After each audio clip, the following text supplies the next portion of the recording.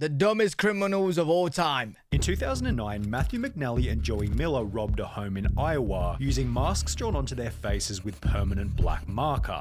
Whilst on the run, the two discovered that permanent black marker doesn't rub off easily, leading to their simple arrest and embarrassingly stupid mugshots. However, these two still look like geniuses in comparison to some of the other idiots we'll be talking about as we discuss the stupidest criminals of all time. Take for example MacArthur Wheeler, who robbed 2 banks in broad daylight as he thought that pouring lemon juice on his face would make him invisible to cameras. When shown the bank surveillance footage, Wheeler refused to believe that he was visible, stating to officers, "But I wore the juice," believing that as long as he didn't come near a heat source, he should have been completely invisible. Police concluded that Wheeler was not crazy or on drugs, just incredibly mistaken, with the lemon juice mistake eventually costing Wheeler a 24.5-year prison sentence. Yo! Wait. Bro, who on this planet thinks putting lemon juice on your face turns you invisible, bro? Like, oh my, nah, he's dumb.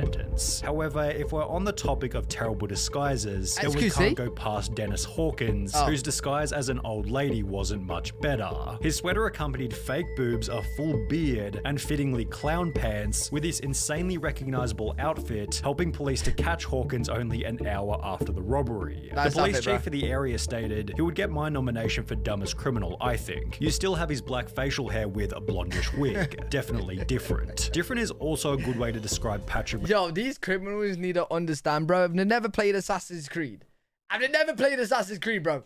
You have to blend in with the crowd, you know what I'm saying? Why are you standing out? Wires disguise, who robbed an Illinois convenience store while covering his face with a clear plastic bag. He was only able to obtain $60 from the robbery. However, due to his extensive criminal history, he was sentenced to 15 years in prison for the stunt, meaning that he had to spend 1 year in prison for every $4 stolen from the store. Oh my god. No, that's embarrassing. Bro, imagine being in prison, yeah? And the other prison guys are like, "Yo, why are you in for? Like, how long you in for? Yeah? Oh, 15 years, man. What did you do?" "I stole $60. Talk about a bad return. That's embarrassing. Equally bad was Paul Sinclair's, who attempted to rob a bank in Florida by using his fingers curled up into a gun shape. The quote-unquote weapon was so non-threatening that the bank teller gave him only $120, after which he'd flee on foot before being caught by police only 10 minutes later. Then there was James Blankenship, who thought that robbery was legal as long as you did it at a certain time of day. Back in 2013, Blankenship broke into his own mother's home, after which the police were called, who would take to their Facebook page later that day to explain what had happened. He fled the scene upon seeing his mother. The male was located under the house hiding in a crawl space. When advised of his charges, he made the statement, "I thought you could only be charged with burglary if you break in during the night time." Blankenship was given 180 days in jail and ordered to pay a $100 fine, yet this wasn't the only time when a person was dumb enough to— Yo, chat, imagine if that was a real thing, bro. Like, you was allowed to rob someone, to burgle somewhere, right? In the day. Like, daytime, it's all game, bro. Robberies are allowed. Nighttime, nope. to think that a law didn't apply to them. Because when Ruben Pavin was caught stealing from a charity thrift shop in New Hampshire, he'd state that he thought everything was free because of the name of the business, Finders Keepers. The sign did say Finders Keepers, so I took that DVD player, took it home, Pavin told the local TV station. A couple of weeks later, the stuff is still there on the porch, so I'm thinking to myself, Finders Keepers, they probably just put stuff out there for people to take. The business responded via Facebook stating, this man who was caught on video is saying it is all a misunderstanding. Nah, he thought everything at our store was free. Is that really the best defense he could come up with? After which Pavin reportedly turned in the stolen goods to police, holding that he's not a bad person or a bad dad, and is rather just unbelievably stupid. But was he as dumb as Derek Mosley, who in 2013 attempted to rob a store named Discount Gun Sales by using a baseball bat? When Mosley allegedly barged into Discount Gun Sales and smashed a display counter with his baseball bat, the store manager simply pulled out his own personal firearm and pointed it straight at the would-be robber, holding Mosley in the store until he was arrested and charged with first-degree robbery. Yo. Has this guy never heard of the saying, never bring a knife to a gunfight? Bro bought a... he got a bat. He got a bat to a gunfight, bro. A similar story then came out of Texas in July 2022 when a gun store was robbed at knife point, although this tale instead ended in a body bag as the robber was fatally shot by the store owner as he tried to exit with his loot. But what happens when you accidentally call 911 whilst committing a crime? Pocket dialing the police is probably a fairly common occurrence. However, for Carson Reinhardt and Nathan Teklemariam, it happened at the most unfortunate moment, specifically while they were breaking into a car. The alert dispatcher soon realized that the call was an accidental one, and moreover that the guys on the other end might be up to no good. For the next 35 minutes, the dispatcher stayed on the line, listening and gathering information, as Teklemariam and Reinhardt did the following. Discovered a car that they thought they could burglarize, discussed how to break into the car, allegedly broke into the car, exclaimed in delight over finding narcotics in the car, became confused as to how and why a police car was following them, and reacted in disbelief when the arresting officer revealed that they'd been on the line to 911 the entire time.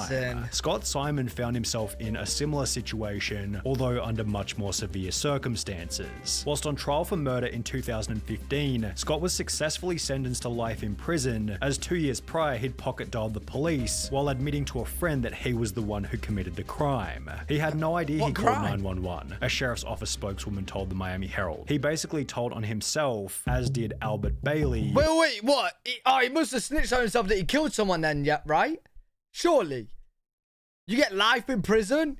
You must have killed someone. Although in a much stupider way. Bailey had planned on robbing a bank in Fairfield, Connecticut, although rather than exercising the element of surprise, he'd call the bank prior to the robbery stating, "I want $100,000 in large bills and no die packs. I'll be sending someone into the bank to get the money. Don't call the police, we are monitoring the police scanner." Prior to making this phone call, Bailey had already served 7 years in prison for a previous bank robbery. However, this new plan was equally ineffective, as after arriving at the bank to collect his cash, Bailey was locked inside, arrested, and sentenced to another 9 years in prison. Although if he wanted to avoid this time behind bars, he could have had a chat with Tito and Amanda Watts. Yo, hold on. Simi, why are you on my screen, mate? Simi, I didn't know you was a part of this. Bro, every time I say Simi, my phone thinks I'm saying Siri, bro. Fuck. With Tito and Amanda Watts, who got arrested in Florida for selling tickets to enter heaven at a price of $100. Tito Watts said in his police statement, "I don't care what the police say. The tickets are solid gold. And it was Jesus who gave them to me behind the KFC and said to sell them so I could get me some money to go to outer space. You should arrest Jesus because he's the one who gave me the golden tickets and said to sell them. I'm willing to wear a wire and set Jesus up." The couple had apparently earned over $10,000 from the stunt, meaning that they were able to find people even dumber than them, one of which...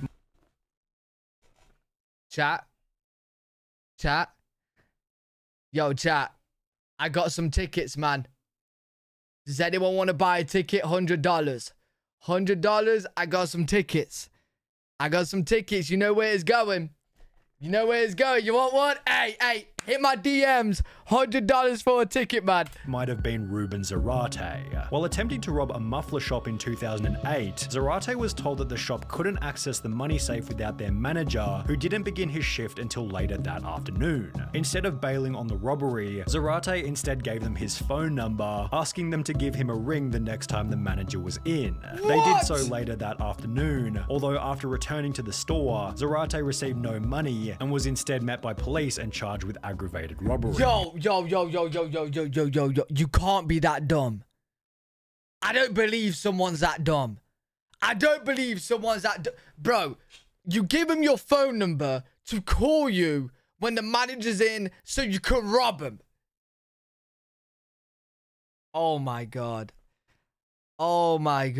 Then there was the man who gave the people he was robbing something even stupider. The unnamed robber walked into a London bank carrying a gun and a bag, which he'd take to the front desk before demanding £700,000 in cash from the bank worker. But after making his demands, the crook handed over his gun to the cashier instead of the bag. Investigating authorities stated, the guess is that he is very inexperienced and panicked when he approached the cashier, handing over his gun instead of a bag by mistake. But it was Trevor Jones who led left an even more damning piece of evidence at his crime scene. After breaking into a house in Atlanta, Jones took a moment to check his Facebook on the owner's computer before leaving without logging out. Less than 3 years later, a similar story entered news headlines, reading, "A 26-year-old Minnesota man has been tracked down by police after leaving his Facebook profile logged in at a house he allegedly robbed," although this story has a much funnier ending. The homeowner decided to message the robber via his Facebook, stating, "You left a few things at my house last night, how can I get them back to you?" which was followed by the robber agreeing to come back to the home so he could collect the stuff he forgot. However, the robber didn't get any of his items back and was instead arrested while still wearing a watch that he'd stolen from the night before. Yo. Bro, listen, some people, it's actually, like, it interests me how dumb some people can be. Like for one day, bro, like, I know I'm not the smartest person on the planet, you know what I'm saying, chat? I'm like second, right? But for one day, I would actually, like, enjoy to be inside someone's head who is that dumb. Like, how were they thinking? I want to see, like, life through their eyes, bro. Do I feel smart? Bro, I am smart. You know me, Isaac, Detective L3. Was instead arrested while still wearing a watch that he'd stolen from the night common before. sense. While both of these idiots used social media poorly, at least they didn't brag about the robbery in a YouTube video, as is what happened in the bizarre case of Hannah Sabata. In 2012, at the age of 19, Sabata stole $6,000 from a bank in Nebraska, and while almost anybody else would have simply kept quiet, Hannah instead took to her YouTube channel Jelly Beanie to upload a video titled Chick Bank Robber, in which she'd straight up admit to having just committed a robbery. Yo. 2.2 million views. She made more money from the YouTube video than robbing the bank. She'd then discuss her entire methodology for the crime while showing the money and the amount that had been stolen, before concluding the video by describing the vehicle she had used and that it had its license plates removed. This information eventually resulted in Hannah Sabata's arrest and sentencing of 10 to 20 years prison, done so in a public courtroom filled to maximum capacity with people who had seen the video. Just 2 years prior to this, 21-year-old Frank Singleton was being released from Palm Beach County Jail, having just served time for a trespassing charge. The only issue was he didn't have a car to leave the jail, so he decided to steal one from the visitors' parking lot, yet the car he decided to steal was a manual and he could only drive auto. Singleton sat in the car looking like an idiot before being arrested and sentenced to a further 6 years in prison, telling deputies that he tried to take the car because he didn't feel like walking to his home about 6 miles away. And while you may be sat here thinking that these criminals can't get any dumber, it's time to introduce 53-year-old Michael Anthony Fuller. While it's common knowledge that the US banknote doesn't go any higher than $100, Fuller had the genius idea to create a counterfeit $1 million note before trying to use it at his local Walmart. He loaded his cart with a vacuum cleaner, a microwave, and various other items totaling $472 before handing the $1 million note to the cashier, expecting $999,528 in change. Bro.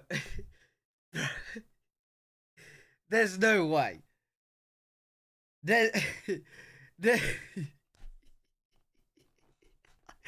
Yo, does he think the till will even have that in it, bro? Listen, right? Why didn't, I'm not saying do this, but instead of being this dumb to make $1 million bill, why don't you just make loads of $100 bills? You might actually get away with it. Bro, $1 million bill. Needless to say, Walmart wasn't able to facilitate this, and instead store staff called police. Fuller was later charged with attempting to obtain property by false pretense and uttering a forged instrument. Bro, that is mad. That's actually mad. Yo, how do I make $1 million bill, bro? How do I make $1 million bill? I'm about to cash in at the bank.